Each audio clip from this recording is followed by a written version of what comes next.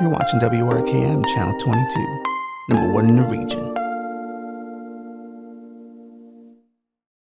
The following WRKM broadcast for mature audiences only, so send the K's to bed. What are we talking about? Well, Matthew McConaughey started a cult, so I'm going to start one in return. A married couple does a very dark ritual to show their love for one another. And odd bedfellows, Tucker Carlson and Don Lemon got fired the same day from two different news organizations. Is there a future program here? We will hypothesize, imagine, dream, if you will. It's Thursday night. The other talks we can't have when the sun is up.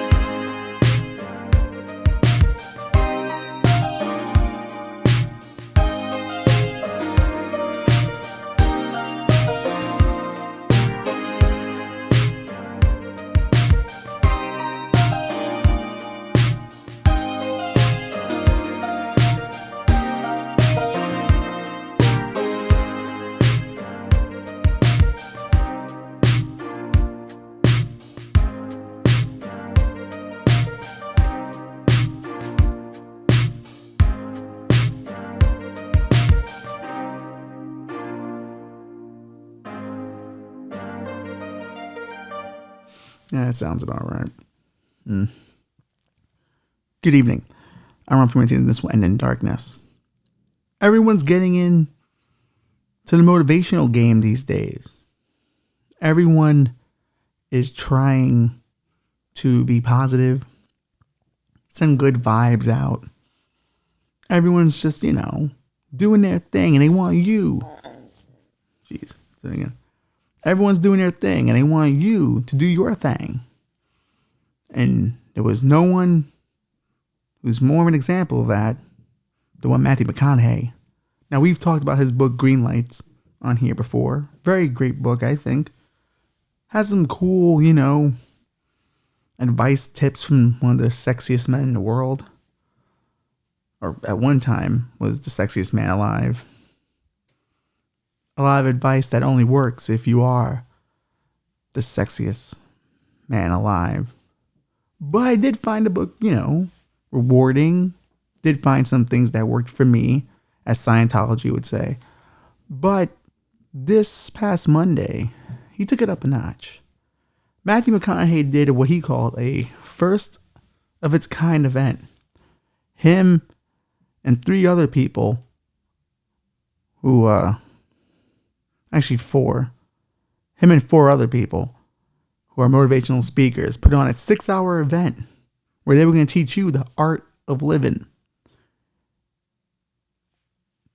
I don't know if Matthew has watched it back and realized it's not the first of its kind. It was really just a 6-hour infomercial where he was selling himself and his friends and their ideas. Now, not to take away anything from Matthew, I think he's really... The one thing I like about Matthew McConaughey is that he does believe. Like, when he talks about this shit and he gets in his bag, you can tell in his eyes he believes it. Because it's worked for him. And the thing is, well, of course you believe in the things that worked for you. They worked for you. They probably won't work for everyone else. But what I do like about him is that he kind of... A lot of it's deeply religious. Like, if you really break it down, a lot of it's really Jesus-y type of stuff. But he reformats it in a rugged, drink whiskey, smoke cigarettes kind of way. And it's attractive. Like, if you're someone who is looking to have a better life, if you're someone who's looking to feel better about yourself, why not go, hey, Matthew McConaughey is my guru? That might mean something to someone. Some ladies might find that attractive. I don't know. But you certainly won't look like Matthew McConaughey. So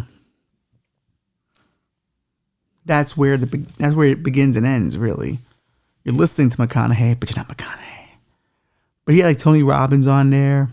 And it was interesting because I've always felt Tony Robbins was a little full of shit.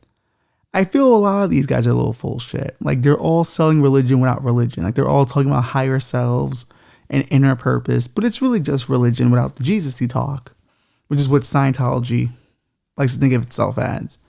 You know, religion with a Jesus-y talk, you know, instead of demons, there's thetans and shit like that. And instead of, you know, the 10 Commandments, there's rules to life, like Jordan Peterson.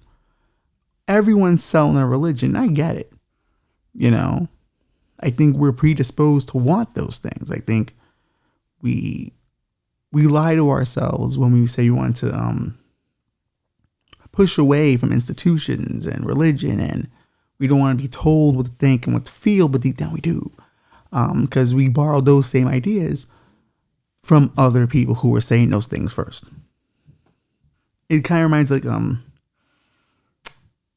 this is a deep cut reference. Most people won't get this unless you're a super video game millennial nerd. But in the game Metal Gear Solid 2, the character Raiden is arguing for AI system, and the AI system is trying to prove that he doesn't have free will at all.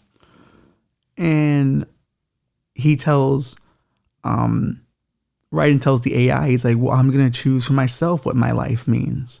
And he goes, is that even your own thought or something your friend Snake told you?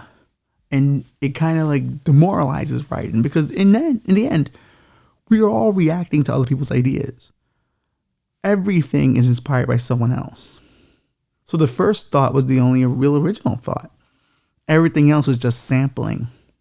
That's why I think hip hop, I think for me, I always respect it because it's a natural evolution. We're just sampling. You know, Led Zeppelin stole a bunch of riffs. Like a majority of their catalog is stolen. But, you know, still good songs. They sampled the shit out of people without giving them credit. And that's kind of what the motivational speakers are doing. They're sampling religion without giving it credit.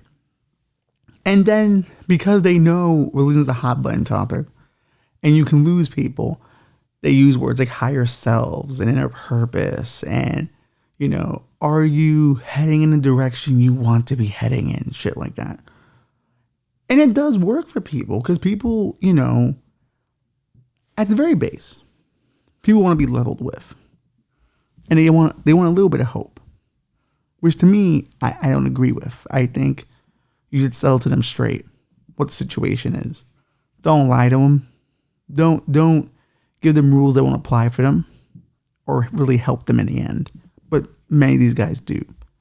But that doesn't mean there isn't good lessons in there. Like one of the guys, ex-football player, he was talking about how he put his wife's glasses on one day and he realized how blind she was. And he kind of made a joke like, damn, I didn't know you were this blind. And then he said in his mind, a concept came to him that not everyone sees with the same prescription. Not everyone sees the same eyes. And that's a fair idea. That's not a bad idea. It's not a full of shit idea. I think it's a very fair, common sense idea. Not everyone sees the same eyes. But because I think, at least particularly America, we have individualized everyone to such a way, these common sense concepts seem mind-blowing. Someone's telling me to care about other people. That's what I've been missing my entire life. But then you look at other countries that do it, and they're like, you just caught up to this very simple idea of living. But I always knew Matthew McConaughey was going to take the turn to guru. Because in every interview, you'd see him kind of slowly throw out these little McConaugheyisms, you know? Is that what they call them, McConaugheyisms? I'm calling them that.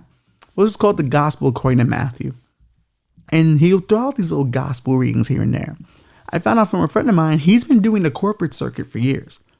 Like his girlfriend, my boy, she had gone to a conference for her company that they were hosting that he was speaking at. So he's been doing this for a bit. It's not like green lights came out of nowhere.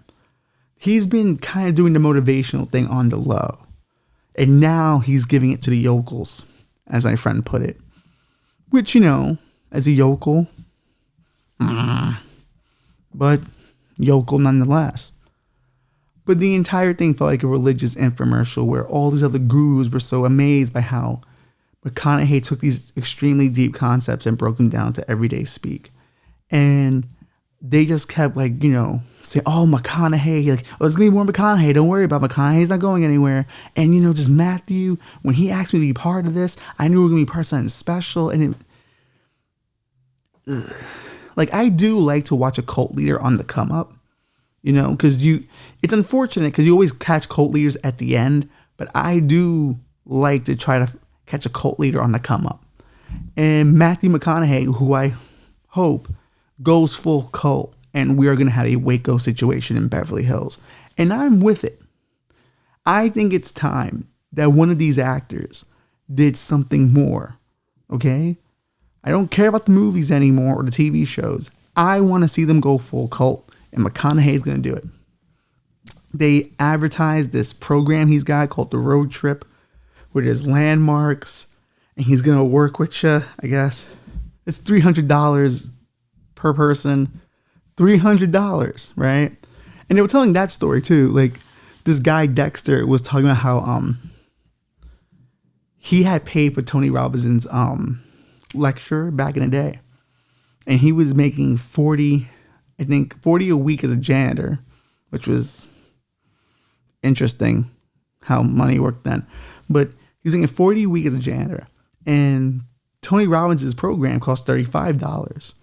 And he was like, man, I thought about it. And I was like, I'm going to spend an entire week's wage on information. And everyone was making fun of him because like you're buying information. Like, you could have talked to anybody and they kind of would have given you the same advice. But he's like, no, like, that investment I've turned in to something real. And now here I am doing what Tony does. And it was kind of like one of those things where it was like a pyramid scheme. Like, oh, now you're higher on the pyramid scheme now. It worked out for you. You took Tony's concepts and you added some more and you made a whole new thing, and here you are. Good for you. Still a little weird though. I don't know if I would be willing to pay that much money for information if given the wage, discrepancies. $35, that was probably $400 now. And I don't know if I'm paying Matthew McConaughey $300 to guide my life. Especially if he's not going to put me in one of his movies. Because that would be the whole point of getting close to McConaughey, to be in his movies. Even though I think he's a very sweet and swell guy, but I want to be a star, make me a star. Don't, do it the traditional Hollywood way where you would molest me, but give me the opportunity to decide if I want to pass that Rubicon.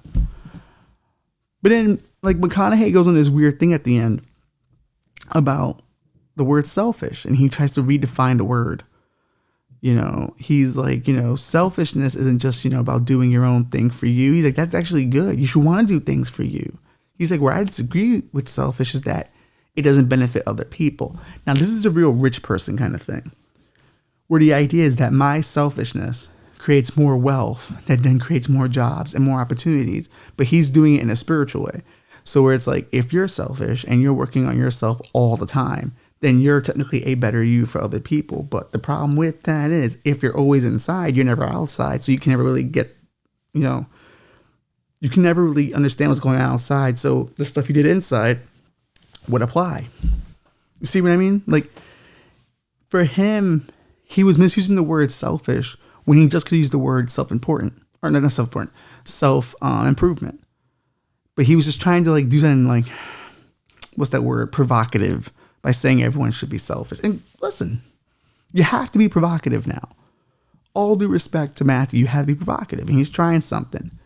And to be fair, it's only his first sermon, really. Okay? This was his first mega church moment. He had 2 million people watching live. You're not always going to swing home runs. We don't swing home runs, and we've been doing this for 75 plus hours. I'm not even sure this episode's gonna be a home run. But I'm a guy wearing a LaCroix shirt. I look like I'm wearing a LaCroix can in this button-up shirt. So you should definitely take advice from me. But it was There's this one guy who was talking about influence. He's like, influencer gets a bad word. And influence has now been, treated like a bad word. But when you're with people and you're giving influence, you're selling to them. And selling's not bad because selling is love. And you're selling your influence because you want to make them better.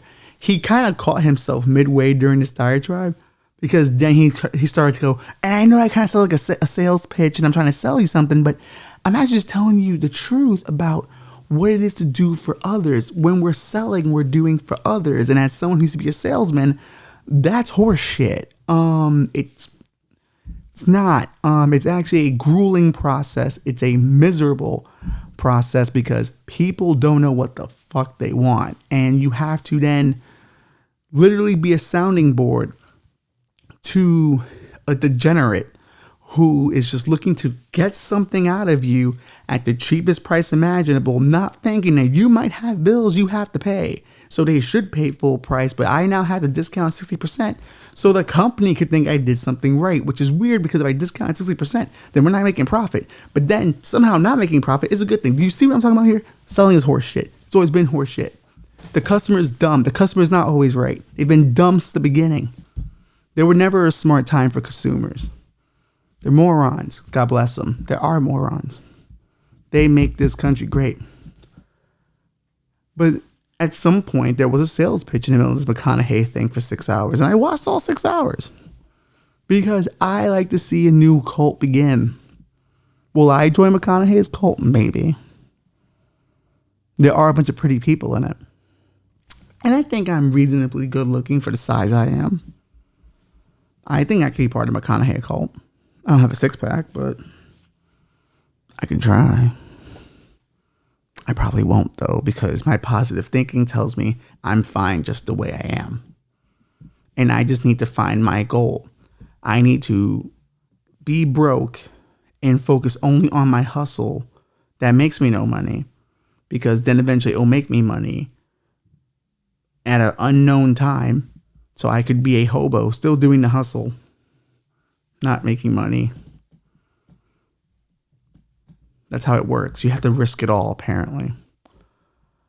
But McConaughey was kind of the only guy I felt like was legitimate, at least attempting to be.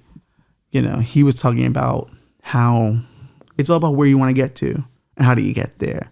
Very simple philosophy. McConaughey's fun. I think he's adorable. But I do think he's now just turned to the guru space, and this will only be better for him. The sooner he leaves acting, which he's great at, the more he can develop in his cult leader space. And I want to say I was there for the first event. I would love to be a disciple if it came with a signed copy of True Detective. And he would watch every episode with me as I ask him many questions about his process. Because that's what I want to know. I don't want the positive speaking shit. I want the Russ Cole shit.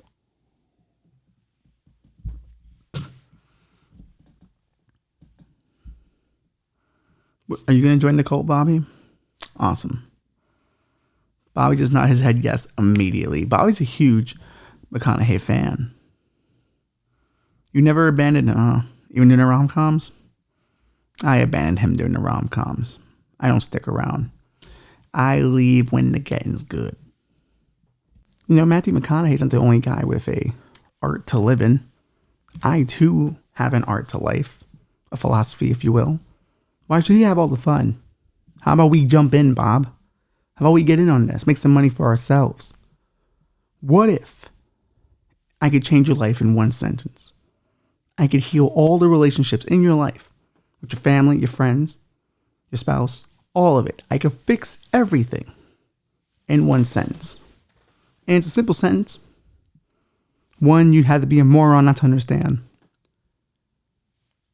You ready for it? Ready for the key to life? Everyone's trash, including you. There you go.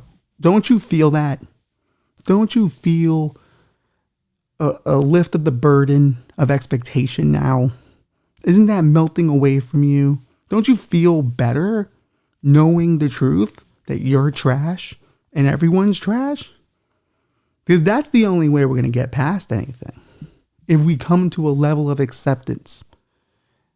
You have to kill expectation to embrace life as it is. Everyone inevitably will let you down because they're trash. And you will let other people down because you are trash. It's a very simple philosophy. What are you holding on to? Not much. Are we not all in a self-serving relationship with ourselves? So, cut the cord. Embrace it a little bit. Cut the cord from everything else. Reality. Cut it all out of here. You're trash. You're not special. Things aren't going to happen for you. And for those that do, well, they're lucky. Not necessarily disciplined or smart or should be where they should be. No, they're lucky. But doesn't that feel better to know that inevitably there's nothing you can do about your station because you're trash? And how can you get mad at other people anymore? How can you hold a grudge when you go, that person's trash. What can I do? Stop having expectations. Stop having beliefs of how people should behave and accept them for the trash they are. Embrace it. Take people as they are, not what you want them to be. Smart move. McConaughey is trying to reinterpret the word selfish. I'm not trying to reinterpret words. I'm just telling you straight up. Everyone's trash. And it's a freeing energy. I feel better just saying it. And I know this is a hard thing to keep up with on the day-to-day. So don't worry, I got you. You can pre-order my book, Everyone's Trash, including you. How to be biodegradable in a world that no longer has value. Now, I haven't written this book yet, and I don't know if I will, but there will be a pre-order for the possible book. And to get that pre-order, you should follow the socials at This Will End in Darkness on Twitter. Actually, no, This Will End in Darkness on Instagram. TWEID Show on Twitter. Like and subscribe to be able to pre-order this book I have not written yet. And in this book, there will be rules, strategies, stories from my life and history. I'm not sure because I haven't really mapped out the book yet. But this book will save your life. Because what's holding you back is you. See, I can do self-motivation because really what it's always about is you. You're always the problem. But then people try to make it seem a bit more fluffy. You're the problem, but no, you're the problem. 100%. You're the problem. People only get away with what you allow them to. And if you're allowing a lot, that's your fault. People like to blame trauma and their childhoods. I say no. I say blame yourself. You pay people to lie to you. You pay churches. You pay Tony Robbins. Pay me to tell you the truth. By pre-ordering this book, I have not written yet. Bobby, will you be buying my book? Don't even answer because you need to buy my book. I'm not going to give you the book for free, Bobby, because you need it. Your life is meaningless. You're the producer of this show. Your life is done. This is the top it's ever going to get. People get one or two things they do in life great and rest on those laurels forever. Like Billy Eichner. I have no idea how he's lasted this long, but that fucking TV show has done a lot of credit for him. He hasn't been funny since.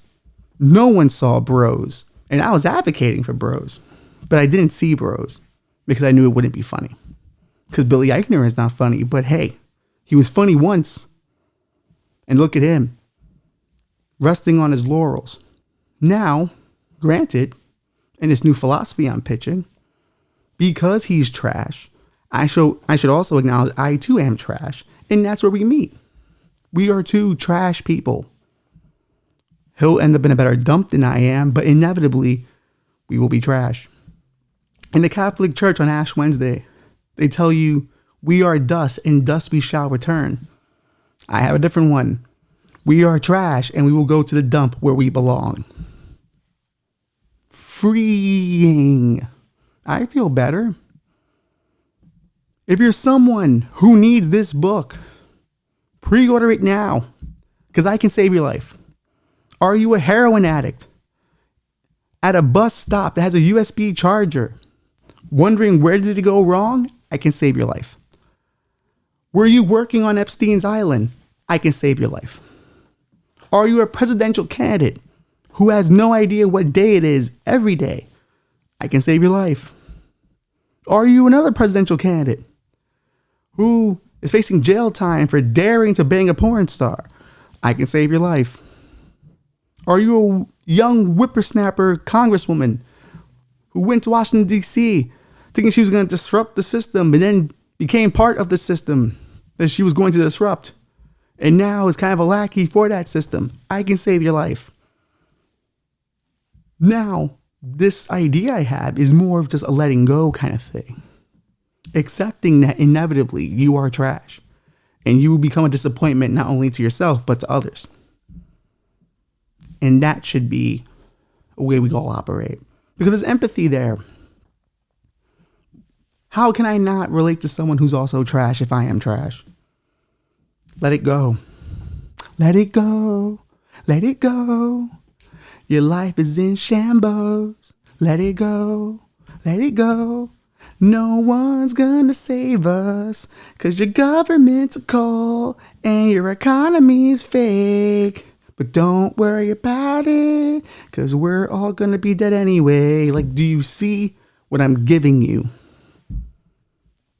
This is top tier stuff. You know, I'm working, doing my thing, man. I'm working it. Why not pay me to tell you the truth? Nothing is special. Oh, you're having a baby? That's not special. People do it all the time. Bam. Thumbs down that. Nothing you do will be relevant for the most part, unless you have a lot of followers on social media. That's different. But all of us can't be those people, because sometimes you're not trash enough to be that.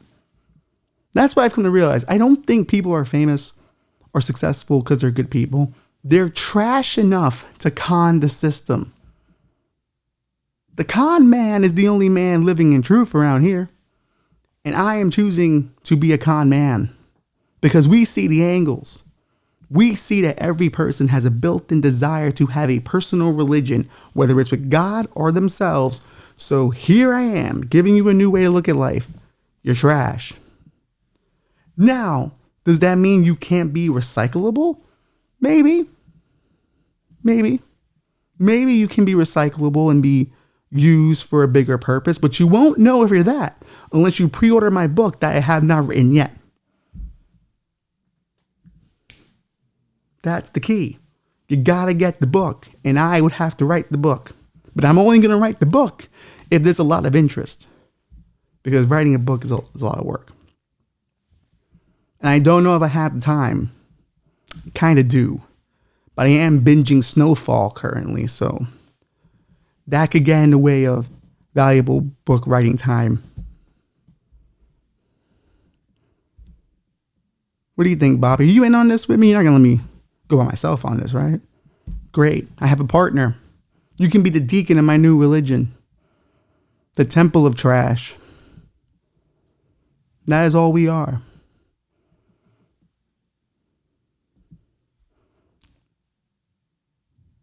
Don't look at me like that. Don't look at me like that. You know what I'm saying. You know what I'm saying is right. You know what I'm saying is right. We far too often think people should behave the way we would behave, not realizing the way we behave is kind of questionable to somebody. Many of us identify as intelligent and articulate, handsome. But on the outside looking in, that's not true. I can tell you, you're trash. Many of us think we're the prom queen when we're actually the band geek. And that's okay, because both of those people are equally trash.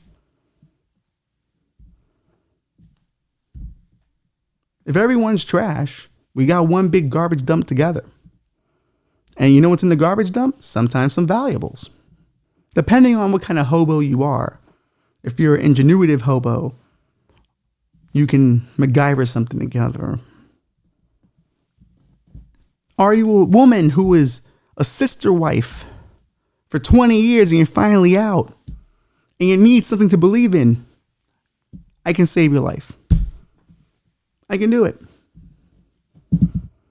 This one thing will save many lives, because if you save yourself from disappointment, moving on is a lot easier. People want to sell you that it's getting better, and those people are on crack. It's not getting better.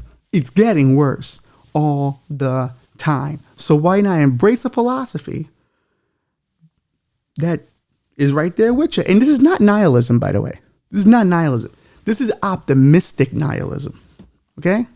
Because granted, while saying we all end up in the dirt anyway is a rather nihilistic notion, I am excited by the idea. Because now I can just do what I want. I can just be whatever I want, because there is no expectation. Who will remember me? No one. Fuck it. Do what you want. I'll remember on my deathbed the cool things I did, how rad I was. This very episode will probably flash right into my brain in my final seconds, and I will go, I've wasted my life. But that's for me to decide. There will be no expectation of what everyone else thinks about me, because I won't be around. But that's the key. Everyone's garbage. We're all going to the same place. No one's special. Enjoy it. Enjoy it. I don't judge. I'm not going to tell you how to be a better person. I'm just going to let you accept yourself. Accept your flaws, because that's what you are.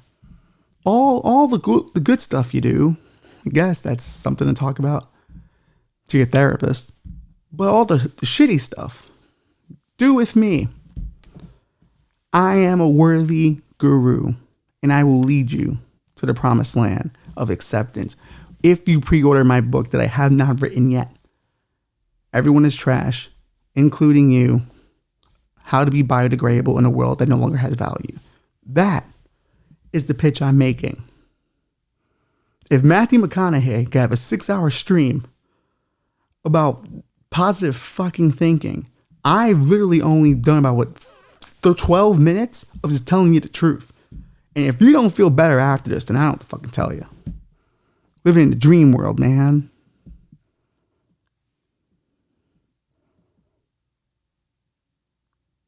I feel better now. I feel better. You want to know why? Because I've ascended. You people need me because I've ascended. I have grown beyond these conventions. Why? Not by personal growth and innovation. Because I've given up. I am giving up to reach my higher self. When you are free of expectation, you can achieve anything. Once you are trash, there is nowhere else to go but up. And that is the basis of my new philosophy and my new book that I'm maybe writing. If there's a lot of pre-orders, I'm into it. We'll do a t-shirt, maybe. See if we can generate interest in this book of ours. I'm not selling you hope because you're a dope. We're all dopes. There is no hope. Down with it all. Just say no. Say yes to everything. Don't say no anymore. Just do what you want. Do what you want. What will people think about me? Who cares? They're garbage. They're not cool. All those embarrassing things you think about late at night, they have those embarrassing things too. But they're not telling anyone because they're not living their truth. that they're trash. But you can get them there by giving them a copy of my book that I haven't written yet. Should we close this out with a trash prayer? Let's go for it. Our garbage man who comes every other morning, may you take us to the dump where we belong. May we be amongst our own and slowly rot away under the hot sun, returning to the earth from which we came, but more than likely, being made of components that are toxic to it, and our very death is helping kill the planet. And then when the planet dies, the universe will not feel it. When our galaxy dies, the universe will not feel it.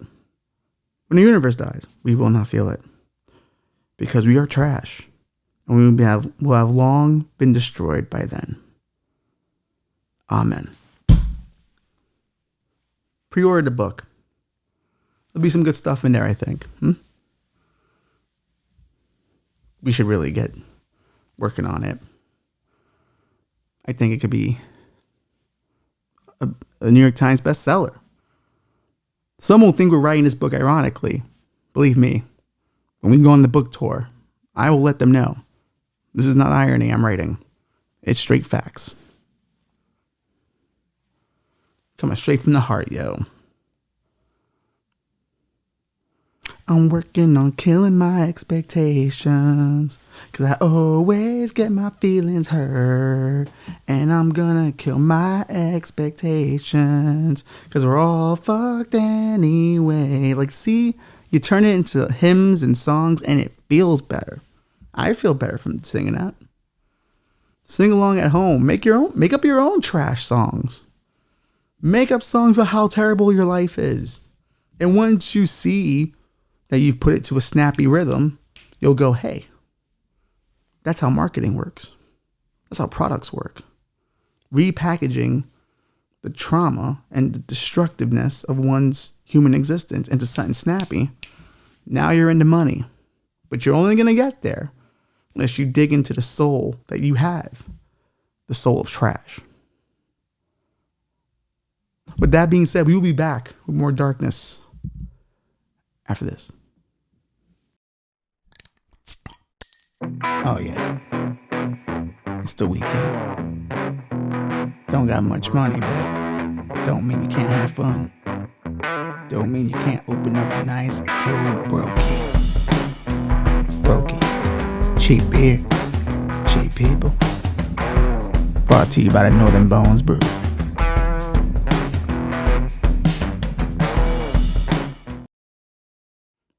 Welcome back. Some people may have taken our philosophy that everyone is trash and everything is trash a little too far. A news story has come out recently that's quite fucked. Couple beheaded themselves with homemade guillotine as a sacrifice. One thing I want to say is congrats on the ingenuity. Because who kills themselves by guillotine anymore? Not many. Practically none. It's a really hard setup for a suicide, really. It takes a lot of commitment. And to be fair, that's more commitment than most suicide cases. A husband and wife from India simultaneously decapitated themselves over the weekend using an improvised guillotine rigged in such a way that their severed heads rolled directly into a fire altar as a form of human sacrifice, officials said. Notice that's the best reading I've ever done in this podcast ever. Yet it's probably the most horrific thing I've ever read on this podcast ever. In the darkness, I show up. Oh, their names are fucked. I'm just not. The husband, 38, and his wife, 35, committed the sickening act sometime between Saturday and Sunday in the village of Vinchia. I'm confident in that one. Located in the Rajkot district of the western state of Gujarat. Jesus, like, so the village, state, and the village, district, and state gets listed. That's That's a lot for an address. Quotation. The couple first prepared a fire altar before putting their heads under a guillotine-like mechanism held by a rope. As soon as they released the rope, an iron blade fell on them, severing their heads, which rolled into the fire. That right there is a team effort by both people. I don't think me and my girlfriend could pull that off. I just don't think we're that level of we don't have that ingenuity in us. You know what I mean? We wouldn't take the time to build the guillotine and test it out a few times to make sure it rolls where it has to roll. At most, we can probably write a funny skit, maybe do a Johnny Cash, June Carter duet, but not more than that. But these people engineered an amazing suicide. There's a fire altar, there's heads being chopped off. They decided that, hey, we're going out together. Why not make it fucking epic? You know, why not take it to a level that no one has ever taken it to before? And that's what I think we need in this time of, we've seen it all on TV, the internet. We've seen every kind of way a human life could be taken.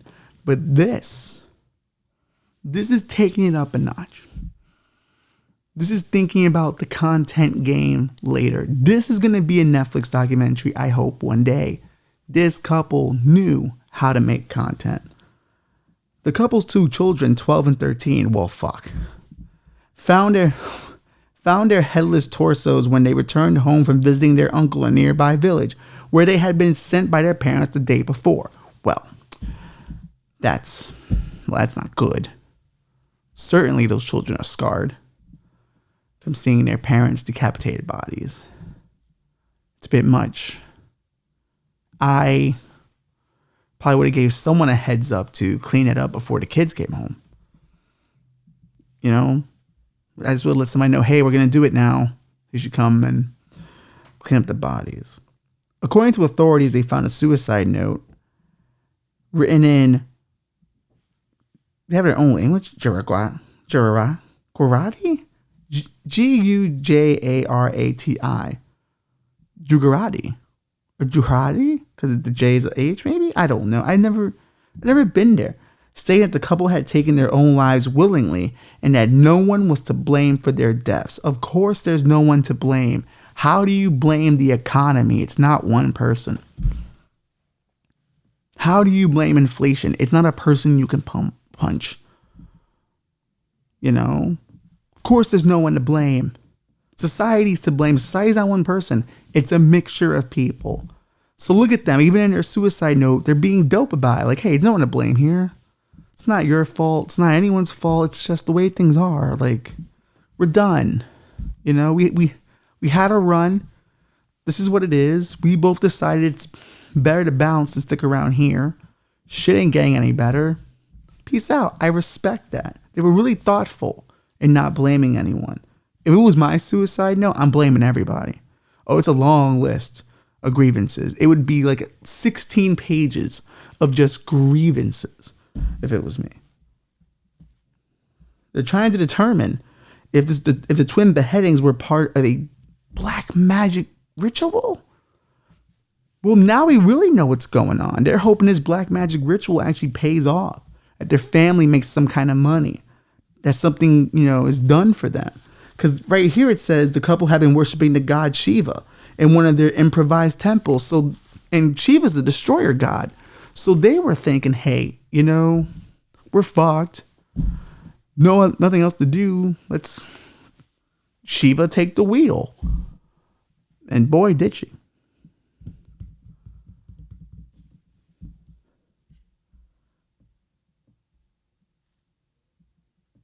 Oh, okay, so the couple was not facing any financial hardship or relationship problems.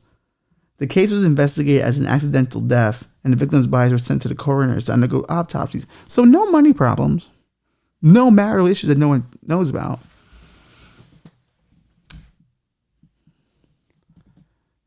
This is not going to be a popular take. I feel it as I think it. But maybe between us here and the people watching at home, which is a fair amount, but not a lot, you know. Maybe the kids were fucking annoying. Maybe the kids were just fucking annoying and they had enough. And they were like, fuck, we can't get away from them. You can't get away from them when I'm away. I can't get away from them when you're away. We can't even be together all the time because these fucking kids are so fucking annoying. And they said, fuck it. You know what would be cool? You know where we can have time to ourselves? In a different world. An afterlife, if you will. So they went through with the ritual. That, I think I might just solve the case here. Because no financial issues, no marital problems. What's the only other thing in the household? Children. And children are fucking beasts. That is a well-known fact. Children are just... You want to know how I know they're that bad? Because all adults used to be children. And all adults are trash. And that's the way to look at it. These kids were probably little trash bags giving their parents fucking grief. And they went, you know what? These fucking kids are so fucking annoying. We're going to give them something to remember. They're going to find our bodies heads off at a fire altar. Deal with that. Oh, I bet you don't want that extra ice cream now, do you? Oh, you wish you lived with somebody else? Now you can't because we're not here anymore. Some would say that parents would be gaslighting their children in that situation. No. I think the parents are standing up for their independence, and God bless them. Shiva bless them. Whatever happened, God bless. But damn, what a way to go. And there was passion behind it because the heads rolled perfectly into the fire altar. It was like they were playing that game. Remember that computer game, The Incredible Machine? We had to put all those pieces together and then make sure like it just worked. Like you had to like have fans, like rumbling heaters and stuff, like all just essentially just a dumb machine that just functioned, and it can be as big and as creative as you want it to be. That's what they were doing. The Incredible Machine, a reference kids born in 88 and 74 would understand. That's what they were doing. They were getting creative with it. This was their Ninja Warrior. This was their American Gladiators. This was their BattleBots. Their Shark Tank. But hey, maybe if they were smart, they should have patented the idea and left the patent to someone so they could sell this style of suicide to other people. Because now Canada's running commercials for assisted suicide. Now we have a new way of doing it. Guillotine fire altar. That's a way better way. That's a better way to go out, in my opinion, instead of just an injection, or the drugs they give you. Why not go all the way and be metal about it? Fire altar. There was a lot this couple could have done, but they weren't thinking that far ahead. They were thinking with the sweet release of getting far away from their children. And God bless them. Now those kids are fucked. I can't imagine what it's like finding your parent without their head, laying at home. At first, you would like to think, oh, this is the start of a true crime series where I now have to avenge them and figure out who committed this ghastly murder. But then you find out it was a suicide where, quote unquote, no one is to blame. That's a nice way of saying it was the fucking kids. Let's be honest. But, now you're stuck there with two parents with no head. And if they get stuck with the grandparents, whew, they can forget about going outside ever again. Those grandparents aren't going to let them out. They'll be afraid for them 24/7. The kids they thought they knew just chopped their heads off. Now I got to take care of their kid who might have chopped my head off genes in them. No, thank you. Might as well send those kids away. Sanitarium wouldn't be a bad idea. It's a lot better than growing up in a house where two parents chopped off their head, I'll tell you that much. Couples doing ritual suicide seems to be a thing these days. Non-couple Tucker Carlson and Don Lemon found themselves in the middle of a couple ritual, both fired on the same day, which that had to piss Don Lemon off. He was hoping that day would be about him. Then here comes Tucker Carlson. to steal that thunder. The white man stealing another thing from the black man. The thunder of being fired. But I kind of like that both of them got fired because both of them are nutcases, right? And we make fun of Don Lemon and Tucker all the time on this show. But imagine, if you will, a situation where a young upstart news organization gets Tucker and gets Don and creates Tucker and Lemon, the modern day Crossfire show. Imagine those two guys on the same show arguing ad nauseum. It's perfect. It's perfect. And here's the thing. Don's not that progressive because a few years, like remember the Obama years, he was very respectability politics. Pull up your pants. Have some respect for yourself. He was Bill Cosbying it. Then Bill Cosby got found to be a rapist and he changed his tune real quick. And it was also weird to play that kind of angle during the Obama years where we were all agreeing that black people should be unapologetically black and just be themselves. But Don didn't feel that way. But he certainly felt that way when Donald Trump showed up. But I think Tucker Carlson and Don Lemon would be great together. This could be the buddy comedy we need to heal the rift in America. Here's one guy who thinks January 6th was just a fun time, and here's another guy who aggressively hates the women he does broadcast with. White women in particular. And who do we make fun of now? White women. So Tucker Carlson and Don Lemon need each other. This is the time to put them together. This is how we heal the country. I thought it would be with Brian Laundrie in his court case, but that never happened. But this is the way we do it. One is a borderline, maybe possibly, who knows, white racist. And another is a gay black man who hates women. That's crazy. That's a combination I never thought I'd see coming together, but this is the time to do it. And we do need Crossfire back. I always kind of hated Jon Stewart for going on Crossfire and lighting them up. Because, hey, we get it, okay? We knew what Crossfire was. No one was taking Crossfire seriously, only him. And I say with all due respect to Jon Stewart, 'cause I love Jon Stewart, but I was always a little like, relax, buddy. We all appreciated what Crossfire was. It was fun. It was a good afternoon show. Look at these old men arguing. Well, at least Tucker wasn't so old then, but he was still wearing a bow tie, so that made him old by proxy. I'm into it. Tucker and Lemon, Lemon and Tucker. That could be the theme song. Tucker and Lemon, Lemon and Tucker. And the whole thing is them fighting over the title of the show because they're both prima donnas who want to be praised for their outspoken voices.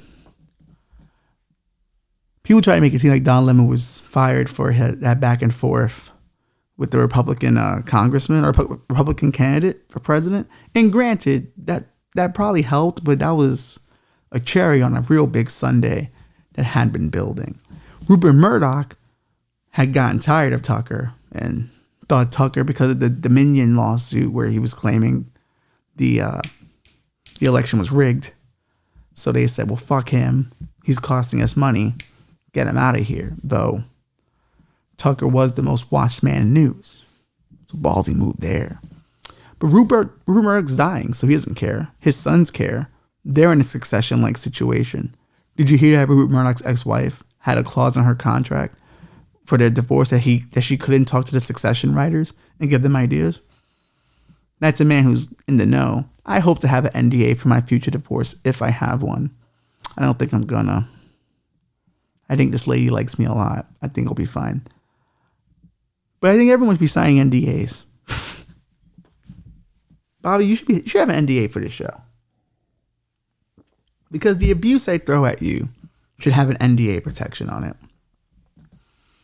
Now you're probably wondering at home, what kind of abuse do I do to Bobby, my producer? I just throw things at him.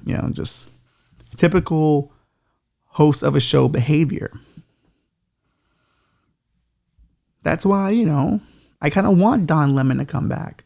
I know what it's like to hate the people you work with, to feel like you're the star. They're not giving you what you need.